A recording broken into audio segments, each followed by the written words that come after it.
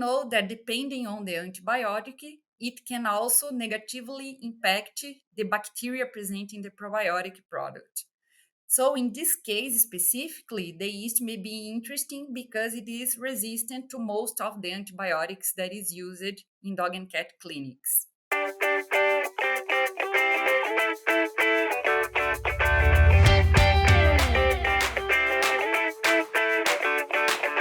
Hello, and welcome to the Pet Food Science Podcast, where our goal is to share current information and research to help the pet food industry continue to innovate and support the health and well-being of cats and dogs globally. I'm here today with Professor Ananda Félix from the Department of Animal Science at the Federal University of Paraná in Brazil. Welcome, Ananda. Thank you, Kate. Very nice to talk to you today. I'm very excited. Ananda and I met last year, although we had met virtually multiple times over different scientific ventures, largely around editorialship. But we met last year over yeast. And so today we're going to explore a little bit more the research that Ananda has been doing on yeast so we may better understand how to include it in dog and cat foods. So, Ananda, maybe let's get started a little bit with just a little bit of a description from you about what your journey has been to the point that you're at today and what you're doing at the university in maybe both research and teaching. Okay, I'm an animal scientist or zootecnist, depending on the part of the world you are. Here in Brazil, it's called zootecnista.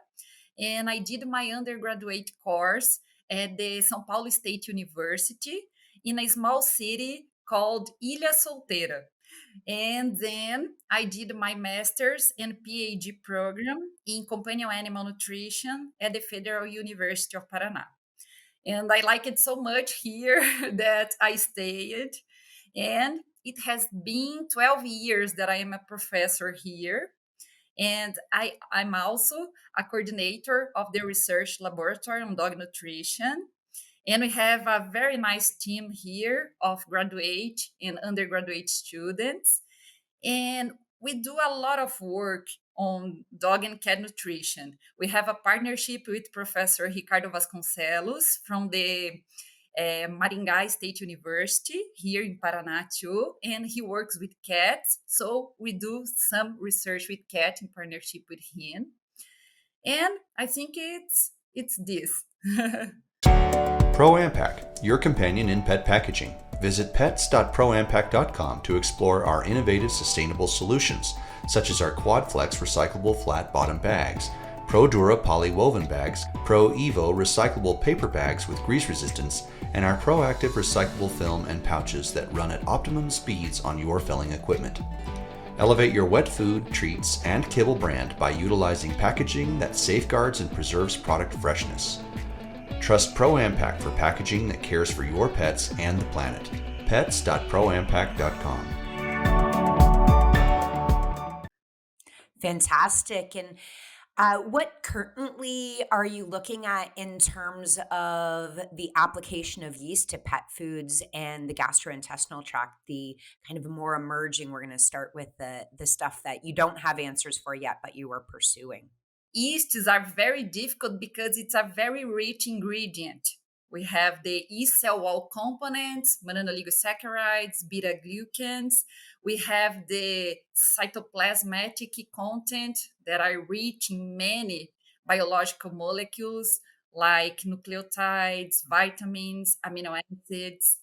And we have also the effects of the live yeast that can also be used as a probiotic. So we can have a lot of different effects depending of the yeast product that we use in the pet food. So it's a huge world and we do not have all the answers yet. Yeah, so let's explore that a little bit more for the listeners.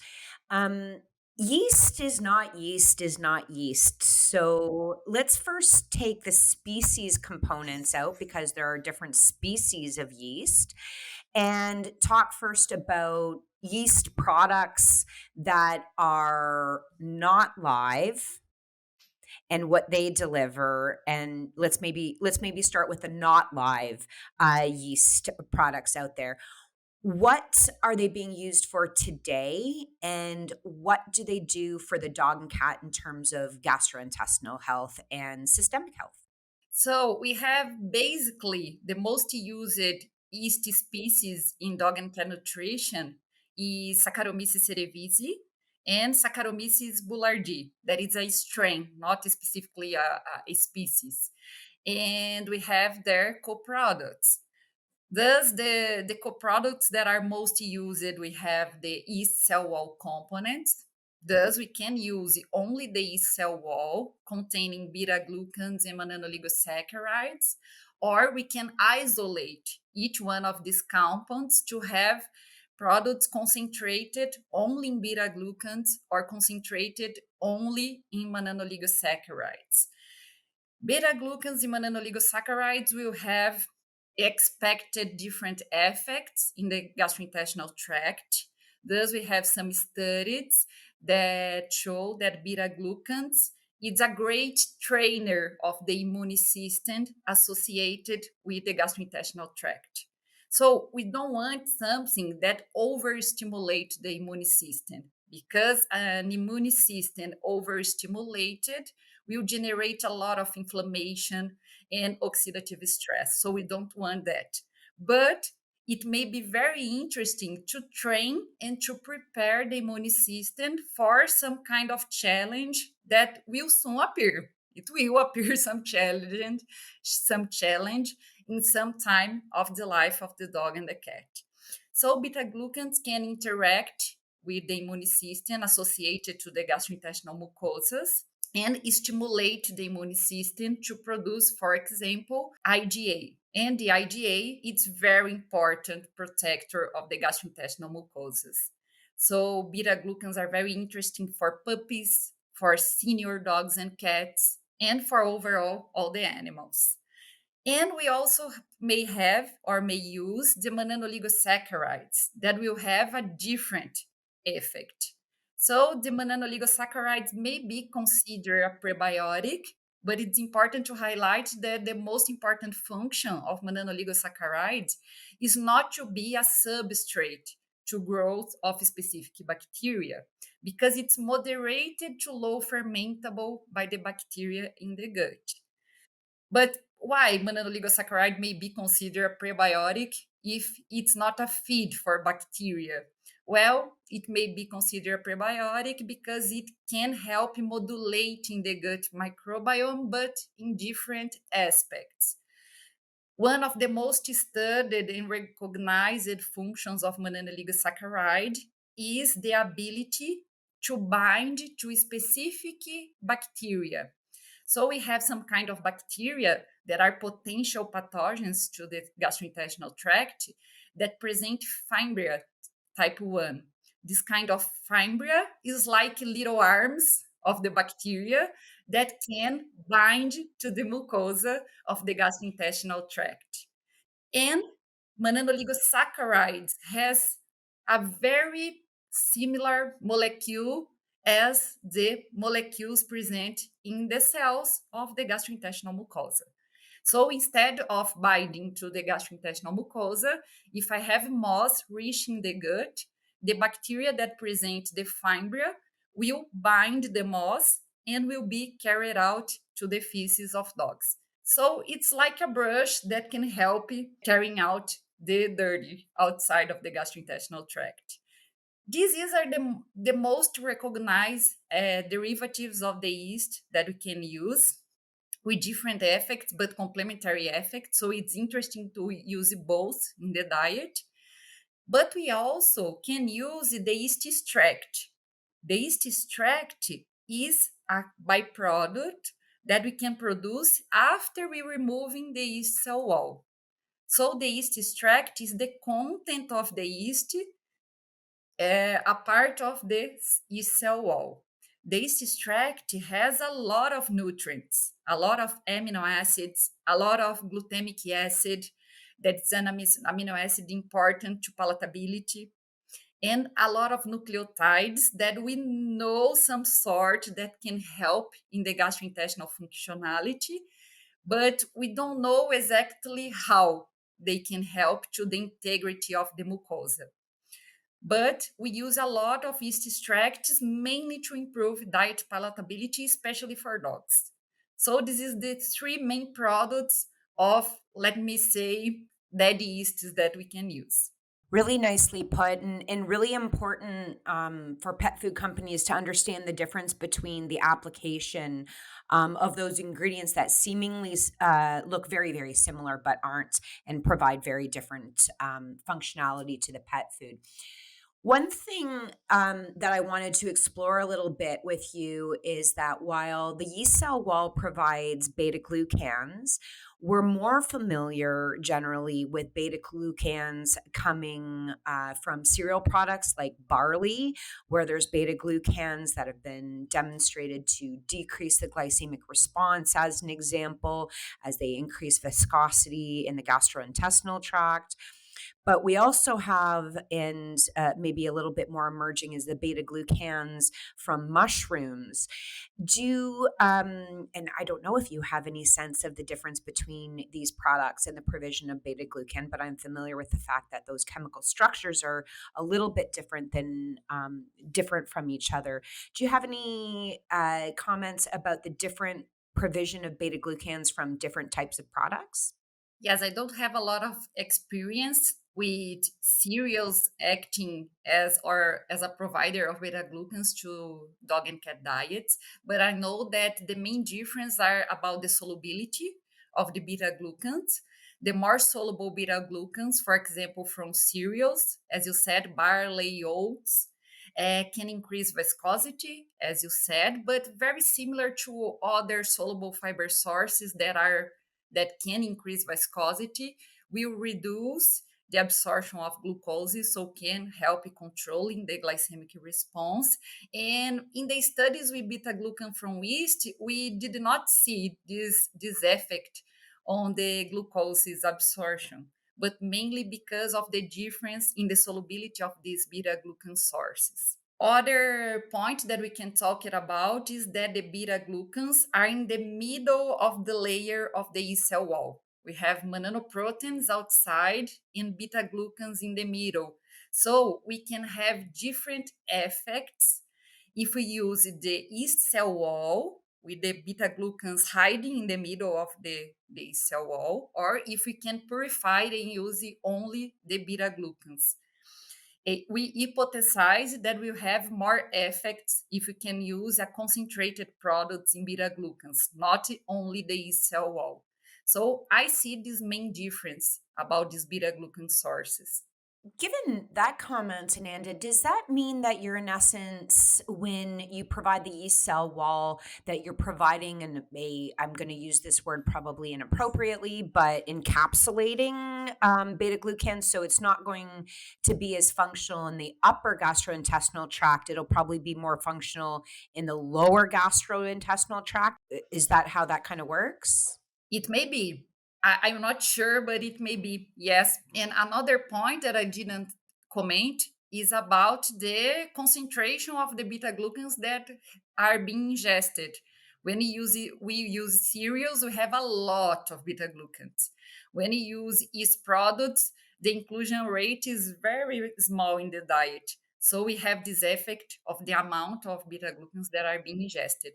But yes, it's a hypothesis that if the beta glucans are more available to the gastrointestinal tract, we will act a lot more than with its hidden in the cell wall, as you said. It's a hypothesis, yes. Interesting. It definitely begs some nice controlled research to look at intact yeast cell wall beta glucans versus isolated beta glucans, probably and maybe even in combination. They might work synergistically in combination. So upper gastrointestinal tract and lower gastrointestinal tract. That's an interesting approach. And I don't think I've seen that anywhere.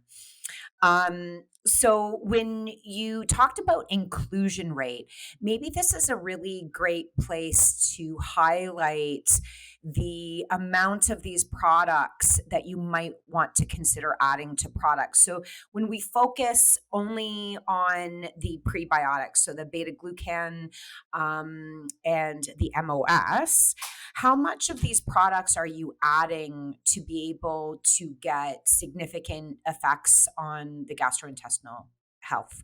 Most of the studies that found the effects of the inclusion of beta glucans or yeast derivatives rich in beta glucans use at least 0.6% of the product. So it's lower than 1%. It's okay to have a function, to have an effect, but usually around 0.6% of the product. And in the product, we have around 70% beta glucans if it's a concentrated product. Okay, so the concentrated beta glucan at about 0.6% of the diet on a dry matter basis? Yes, yes. Okay. So very small inclusion to the level of about, so you're including it at about the same level as you would include salt in extruded product. Yes, yes. Okay, so that's the beta glucans though. Do you include the isolated moss at similar levels of inclusion? Yes, in fact, we see a lot of studies that the inclusion rate of moss is lower than the beta glucans, around 0.2, 0.4% in dry matter basis of the diet. And we have found results with this inclusion level. Okay, and then if you were providing the yeast product together, so the intact yeast product, how much yeast would you use to deliver beta glucans and MOS? Around at least 2%. Yes. Okay, so additive amount in essence.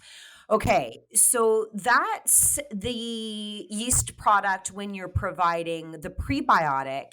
How does it change if that yeast product is being provided live also as a probiotic? How does that change? Let's maybe start with the inclusion and then we'll move on to the differential benefits of the live yeast product versus the yeast product that is not live and doesn't have a probiotic effect in the same way. This is a great question because I have interesting information about it, and it really called my attention too when we studied a live yeast as a probiotic here in the university. And yes, and before I answer, I want to highlight something because I said previously that we probably have different results if we use a concentrate product in beta glucans or if we use the yeast cell wall with the beta glucans in the medium of the yeast cell wall hidden inside. But in fact, we can also find results when we can use the yeast cell wall as much as we found with the beta glucans isolated. But maybe we need to use a higher inclusion rate in the diet. So it's only a hypothesis that the isolated beta glucan can work better when it's free to interact in the gastrointestinal tract. But if I want the same results with the yeast cell wall, I need probably to include a higher inclusion level in the diet. This is a point. Why I'm saying that? Because when we evaluated the live yeast as a probiotic, we also find some results that can be attributed to the beta glucans inside the yeast cell wall. So why it may be interesting for us to use a live yeast as a probiotic? Because usually we see bacteria as probiotic. Yeast is not that common. So we did some studies here, and we have other published studies of other research groups that find interesting points that can lead us to believe that yeasts can be a great probiotic to be used. One of them is that yeasts are more resistant to antibiotics. So it's very common, Kate, for some veterinarians to indicate the use of probiotics together with an antibiotic during some gastrointestinal disorder. We know that the veterinarians need to specifically indicate antibiotics when really, really is needed, because antibiotics can have a very bad effect on dysbiosis, for example, but it's very common. Here in Brazil, it's very common. They indicate the antibiotic together with the probiotic. But we know that depending on the antibiotic, it can also negatively impact the bacteria present in the probiotic product. So in this case specifically, the yeast may be interesting because it is resistant to most of the antibiotics that is used in dog and cat clinics. This is one point that is interesting. Another point is that yeasts are very resistant to the gastrointestinal tract conditions. So there are many studies that prove this, that can resist the chlorhydric acid in the stomach, the very acid pH in the stomach of dogs and cats. The yeast can reach in a viable way the hind gut, even in these different conditions in the gastrointestinal tract. So this is another point that make yeasts interesting as a probiotic. Yeasts can resist to osmotic stress in the hind gut. So, for example, if a dog or cat has a gastrointestinal disorder, probably it has a lot of fermentation happening in a wrong way in the hind gut, and yeasts can resist a lot this osmotic stress of this a lot of products being produced in the hind gut, because they have a strong wall. The yeast cell wall is very rigid and strong and can protect the cell of the yeast inside. Another point is that the yeast cell wall has a lot of characteristics. Some of them we already talked about. Is that yeasts can interact with the immune system, train the immune system of the organism. They can help modulating the gut microbiome. And another point that is very interesting is that yeast cell is very huge, is very big. Is bigger than the cell of bacteria. So it takes a lot of place in the gastrointestinal tract, and it helps in the competitive exclusion with potential pathogen. Only because the yeast is there and it's really huge cell. And because it's a huge cell, we see they have a lot of potential to physically bind to the potential pathogens in the gut. So I don't know if you already see, but it's very nice for us to see some pictures of, how can I say, taking with microscope pictures that shows the bacteria bind to the seal cell, yeast cell. So it's very nice because it can bind a lot of potential pathogenic bacteria and carrying out to the feces. Oh, interesting. Really great description as well, and I appreciate that as I learn more and more about yeast. So now it just begs a question regarding, we're talking about adding yeast as an ingredient, but what about using different yeast probiotics to ferment products before we feed them to dogs and cats? Is that being explored? And how would a fermented product that uses a yeast to ferment provide differential effects? Yes, so it's important that when we use a live yeast, a viable yeast as a probiotic, we need to include after the extrusion process. So it's usually we will include with the powder palatant, because the yeast probiotic is also a powder. So we mix with the powder palatant and include by recovering after the extrusion process, because the yeast is heat sensible. It will die if it's submitted to high temperatures. So this is very important. And it's nice to see that we have some studies that look at the shelf life of the yeast during the shelf life of the pet food. And as long as we can keep the water activity low, the yeast can be viable at the end of the shelf life of the product, around 12 months. So this is really nice. And this water activity is the same that we use to control the stability of the food. It's not lower than we are used to. So maximum 0.5, 0.55 of water activity. So, when you say shelf life as well, Ananda, does that mean that shelf life in terms of the live counts of the probiotic? Or does it also, what about the delivery of the other nutrients that the yeast is providing? It's about of the viable yeast, the counts of the yeast. Because the studies that I saw, at least, they did not evaluate the nutritional content of the yeast after the 12 months, only if they are viable, the same counts of the cells. Okay, so really targeted around that. And in terms of, it must be a very stable product when you're not providing the live yeast, when you're providing yeast products and you put them through either the extruder or the retort. What you're doing there is you're not really worried about the live counts. You're worried about conveying the prebiotic substrates, which will be stable through processing, right? Yes, yes. And this is one of the main points that why we use a lot of yeast products that are not alive, because the alive yeast need a lot of other concerns. Right. So maybe just for all the listeners as well, and you tell me if I've broken this down correctly.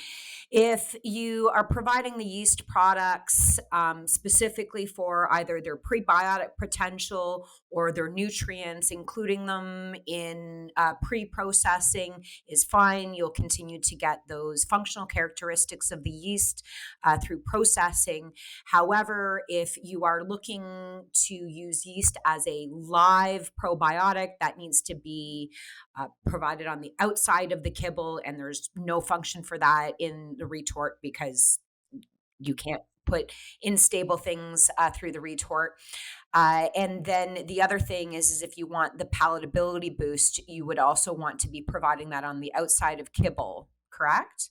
Yes, because a lot of palatability enhancers already use these products in the formulation of the palatability enhancers. But it's very common, at least here in Brazil, we use both. We use the yeast products in the dough during the extrusion process, and the palatability enhancers already containing the yeast products in their formulation.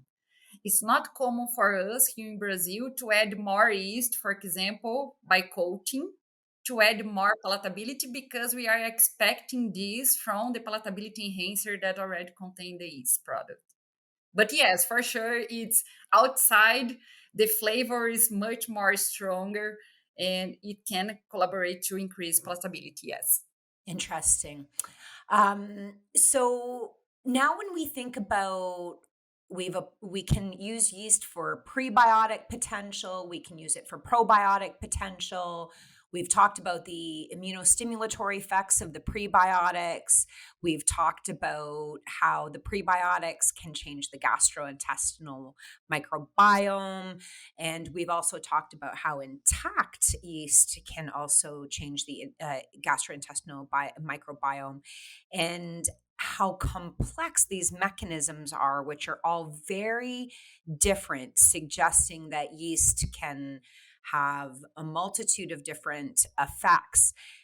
Now, what is there a way to leverage yeast other than providing the live probiotic to get all of these benefits all at once for the probiotic? And does it have to be separate from the food then? Yes, it's an interesting question. And I don't know if I will answer exactly what you asked me, but I remember something that is interesting, because in the talk that we met last year, one of the questions was, what is the difference if I use the live yeast as a probiotic and if I use other yeast products that may have similar effects? Why the live yeast may act differently? So one study, it's very nice study, that was in vitro study, compare the live yeast and the yeast cell wall components on the effects of the binding potential pathogenic bacteria. And this particular study found a huge difference that showed that the live yeast has a huge higher capability of bind the pathogenic bacteria than the dead yeast parts. Interesting. We don't know if it because of the motility, why exactly is that, but the difference, the potential to act in the modulation of the gut microbiome in a good way, it's higher in the probiotic when the yeast is alive. So my quickest application to that would be is if you're looking to provide a probiotic separate from a food because your dog or cat has had some kind of microbiome disruption, that this is where live yeast probiotics would be extremely valuable in a clinician's cupboard. Yes, and probably in the powder form because yeast are great fermenters. We use in many historic years yeasts to ferment foods. Right. So it's easier to stabilize and to keep this probiotic product in the powder form with a lower water activity. Because we have many issues if we try to use yeast products, especially if they are alive in other physical forms that have higher water activity. It don't work. It blow up. A lot of fermentation, a lot of gas production in the product. It don't work. Of course. But then why has no one looked at fermented foods for dogs and cats? It's a great question. Yes.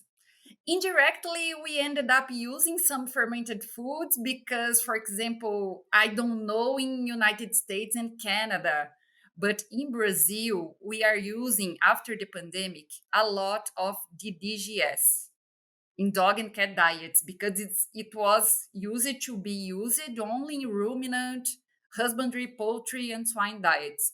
Now we have a lot of diets with DDGS. And the DGS is a fermented ingredient, it's a byproduct, and it contains a lot of residual yeasts.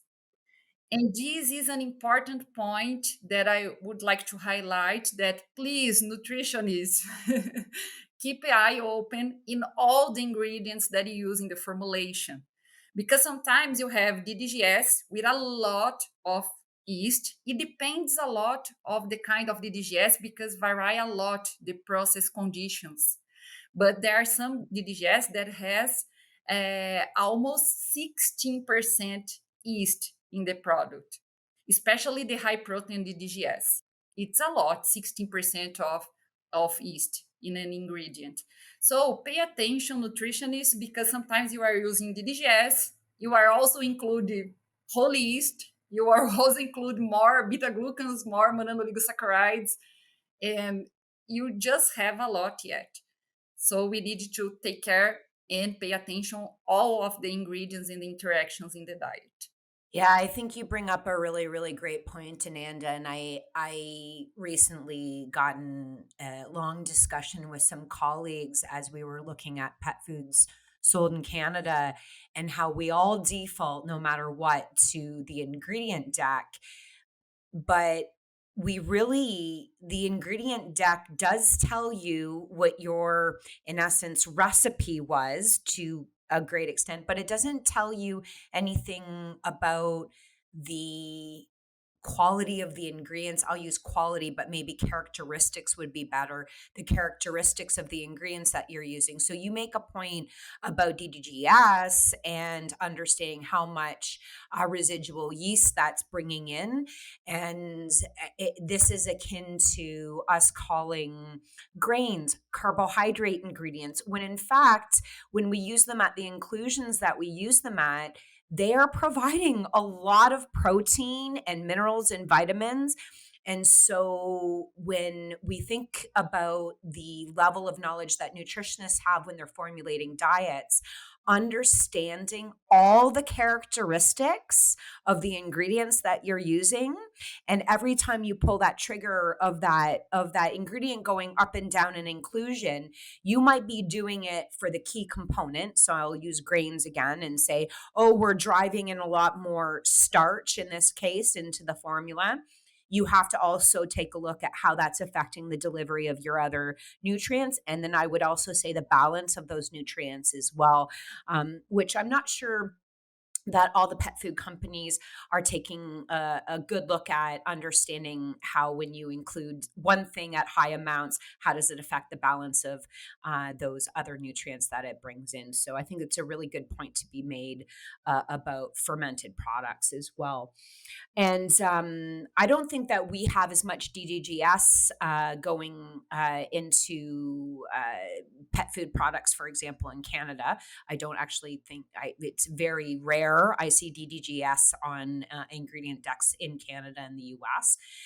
However, we are seeing a really big increase in the interest in yeast products.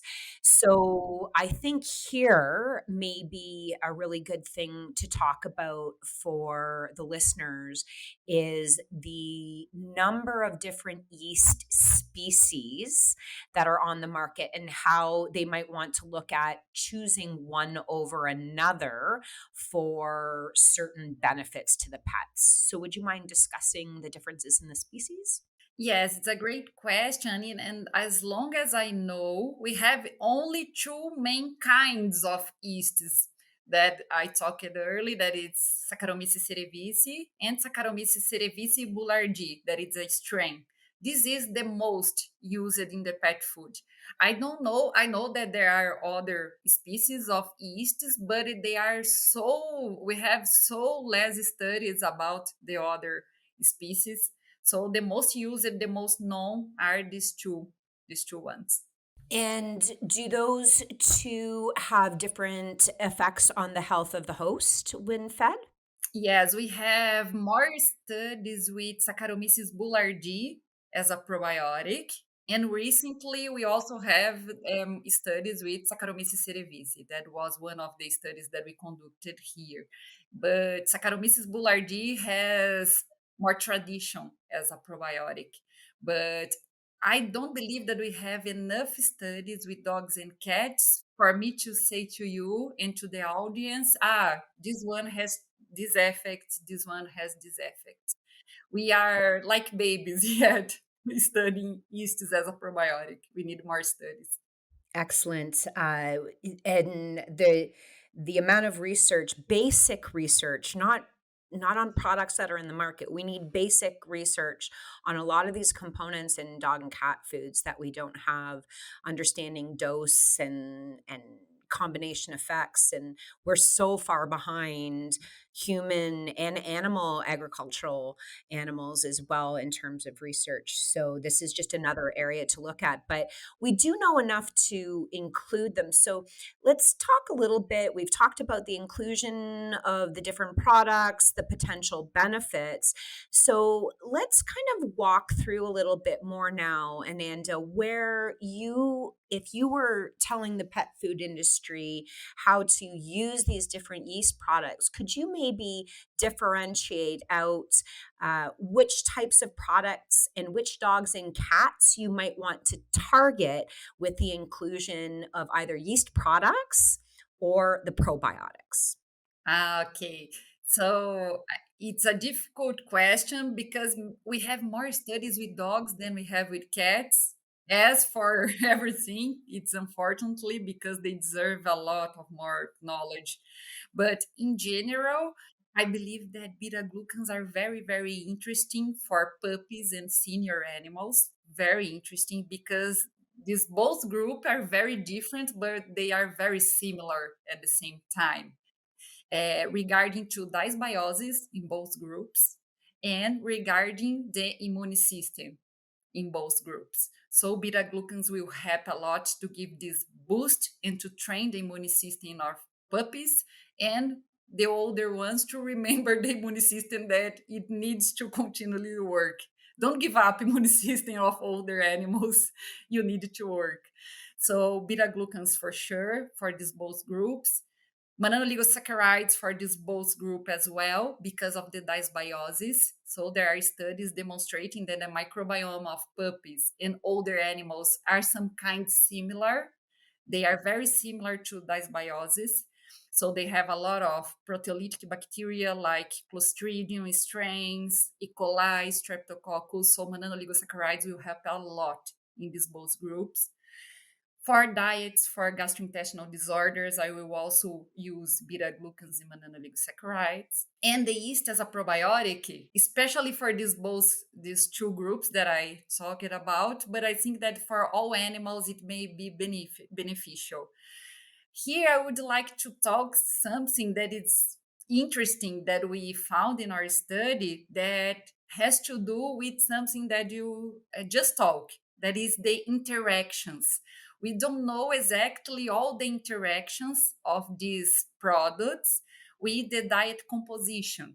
So we have different results, maybe depending of the diet that we use it along with these products. But in our study, we saw a clear different result when you use the live yeast probiotic with a standard diet that it was a lower digestible diet, and when we transitioned the dogs from this diet to a highly digestible diet.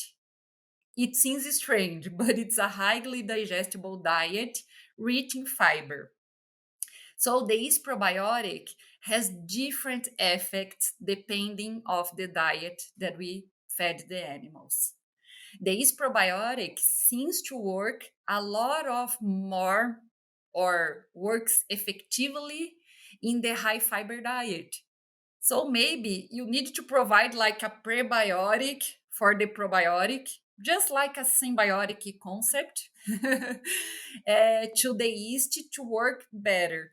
So in the high fiber diet, the yeast has more results, more effects than in the lower digestible diet with lower fiber content. This was an interesting result that we observed. Yeah, and it definitely makes sense that a symbiotic approach would have in better results in terms of gastrointestinal health. Really, really interesting. So there's application here both for growth and senior, but also with maintenance. And then on the probiotic side, people should really be exploring the clinical application of this for different periods of stress or in recovery from different gastrointestinal disease might be not correct, but disturbances might be more appropriate. Yes, for sure. And we need more long term studies.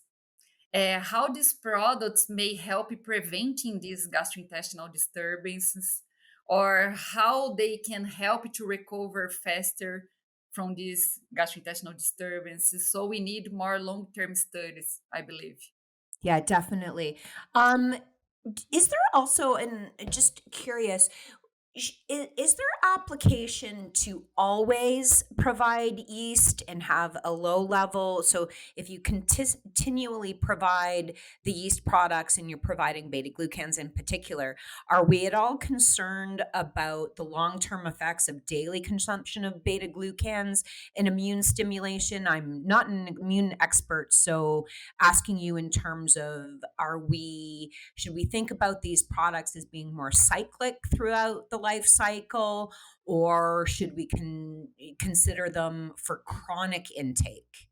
So me neither. I'm not an immunologist, but this is a concern. As we previously talked, we don't want the overstimulation of the immune system. But there are some studies that were a little bit longer.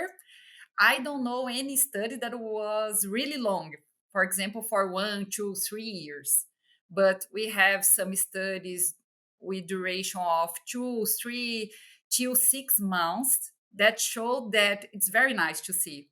The beta glucans can stimulate the immune system at a first moment. For example, in the first 30 days of consuming beta glucans, we have increase in the response of the immune system, but then it gets back to normal.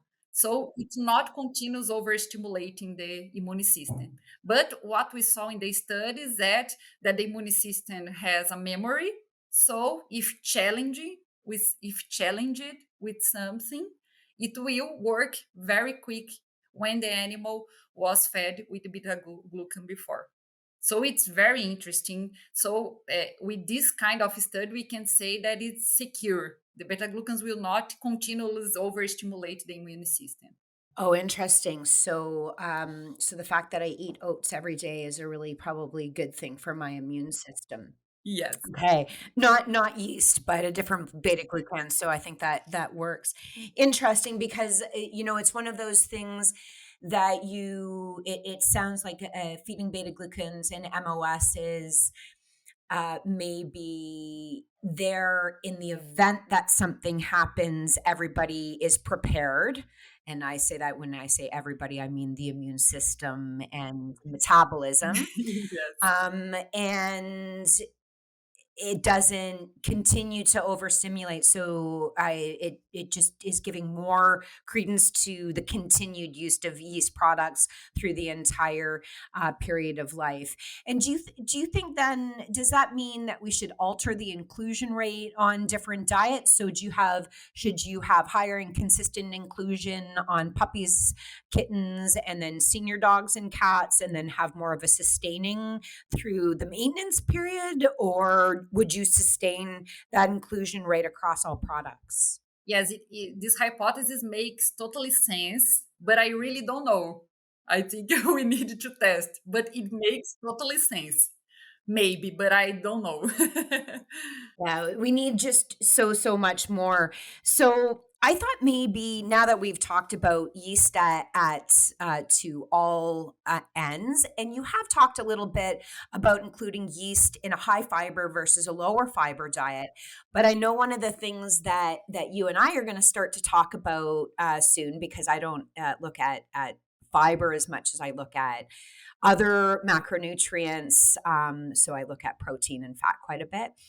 But I think too, it's really important to maybe point out that the effects of products like yeast, you already talked about the obvious inclusion of high fiber or lower fiber, but the effects of yeast might also be impacted by the amount of protein and fat in the diet as well, correct? Yes, yes. And it was a huge limitation of our study at the time because we have two different diets. And one diet has lower protein content, lower fiber content. The other diet has higher protein and higher fiber. But the huge limitation was that the digestibility was different. So I can attribute the effects only to the different dietary compositions. But here I want to highlight something. I'm sorry I will not answer your question, but I remember something that is interesting. The lower protein and lower fiber diet also presented a lower protein digestibility. And the fact that the diet presented lower protein digestibility causes a shift in the microbiome that was very huge and was a higher effect than the yeast probiotic can handle. So look at the protein digestibility of the diets because it can cause dysbiosis or at least change the profile of the microbiome more similar to a dysbiosis. We don't know the long-term effects to feed for a longer years the animals with lower protein digestible diets. But it seems to be a point that we need to pay attention because the probiotic act better in the higher digestible protein diet with more fiber. But I don't know if the other diet with lower digestible protein could also negatively impact in the yeast effect in the gut. So it was a huge limitation of our study. We needed to do other studies. Well, thank you, Ananda, for really breaking down all these different aspects of yeast and yeast products. I was hoping maybe for the listener that you wouldn't mind summarizing what we discussed today. Yes, great, Katie. Well, if I will summarize, I would like to highlight some points that I think that they are very important. First of all, we need to remember that when we talk about yeast and yeast products, we need to think that they are very complex, but at the same time, very versatile because we can use these products for different goals in the pet diets. For example, as a protein source, to improve diet palatability, to improve gastrointestinal health, to train the immune system. So we have a lot of uses for different yeast products, and one of them that is calling my attention is the use of live yeast as a probiotic, as we talked. So it seems that the yeast as a probiotic may have some interesting advantages over the traditional bacterial probiotic that we are using too. But it's really important to remember that as a live microorganism, it needs to be added in the diet after the thermal process, after the extrusion process, or in wet diets, we need to use as a supplementation, for example. So we need to remember that.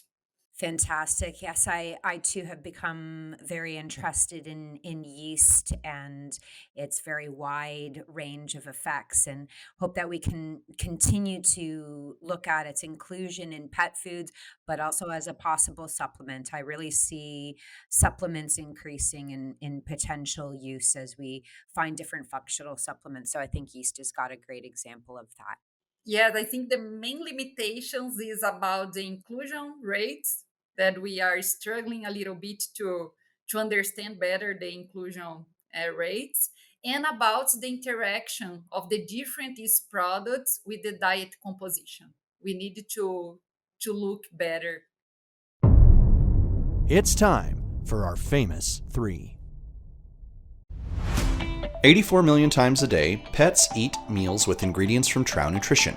We bring together the science of ingredients, nutrition, and blending to unleash possibilities for pet food brands. Premixes are just the start. Turn to Trow for higher inclusion ingredients too, like proteins and carbohydrates, and highly sensitive ingredients like probiotics. With our palatants and base blends, you can feel confident about what comes in our bags and goes in yours. Learn more at TrowNutritionPets.com. Yeah, and that really nicely leads into one of my final fun questions for you. And we have had a lot of guests on that have talked about the effects of pre, pro, and symbiotics on gastrointestinal health.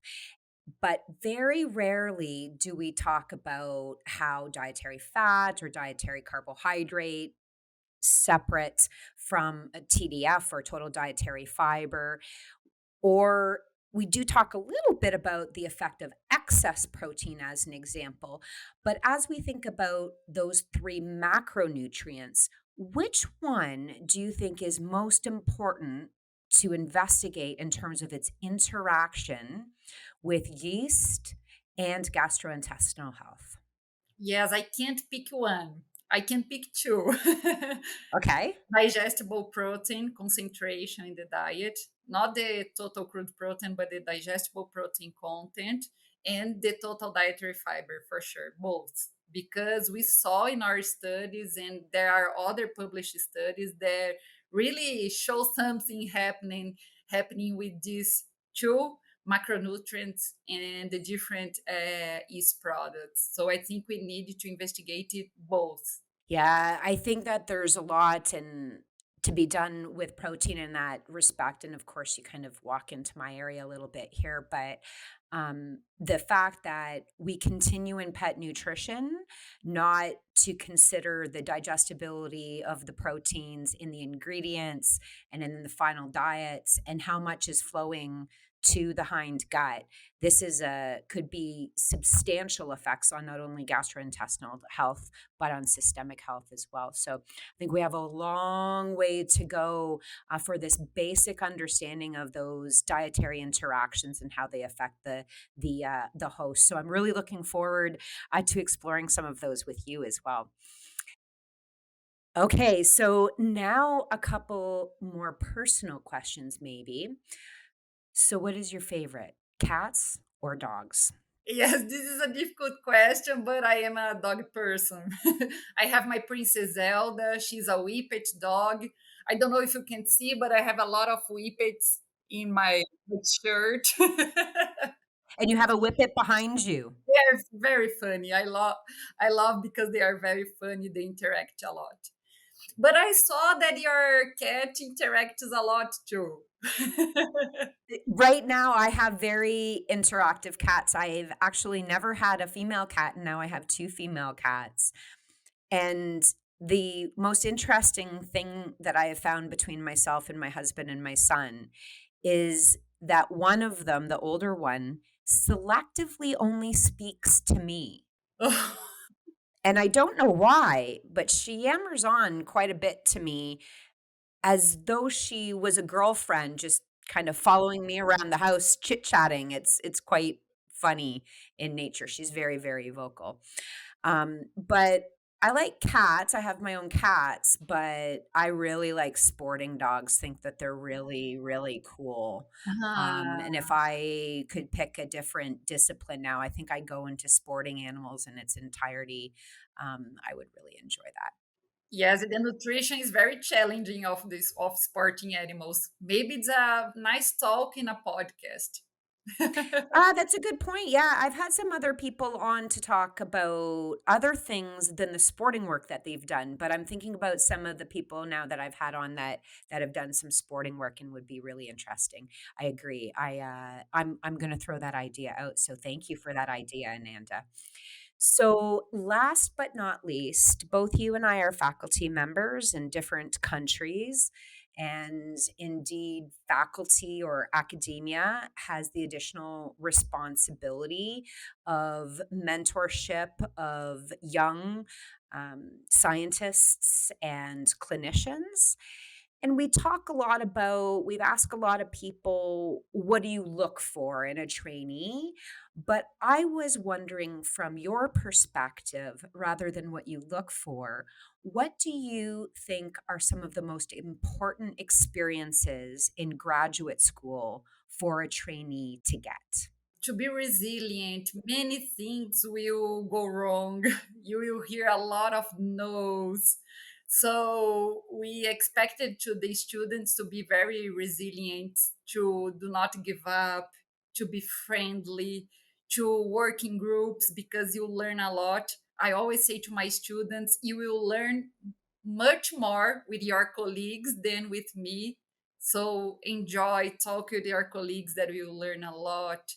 So I think this is very important because in the undergraduation process, sometimes we focus a lot in the classes. They are very important, but I believe that it's equally important for you to develop your social skills during the undergraduation period and during the graduation period. Yeah, I agree. I always force students to do teamwork, and it does create some problems. Yeah. Uh, but I also spend time with those groups helping them work through those issues because I think that being able to handle a poor team member or a poor direct report or a poor boss are all really important skills as well. And whenever I haven't been happy, it has never been because of the science I'm doing. It's because of someone I'm working with. So I was yeah, I always want to make sure that they have a feel for that. Well, Ananda, thank you so much. It's been such a pleasure. I'm looking forward to our many, many conversations in the future. And I thank you. And on behalf of our listeners as well, thank you very much for talking to us today about yeast and all their potential benefits in dogs and cats. Thank you so much, Kate. It was a pleasure. Thank you.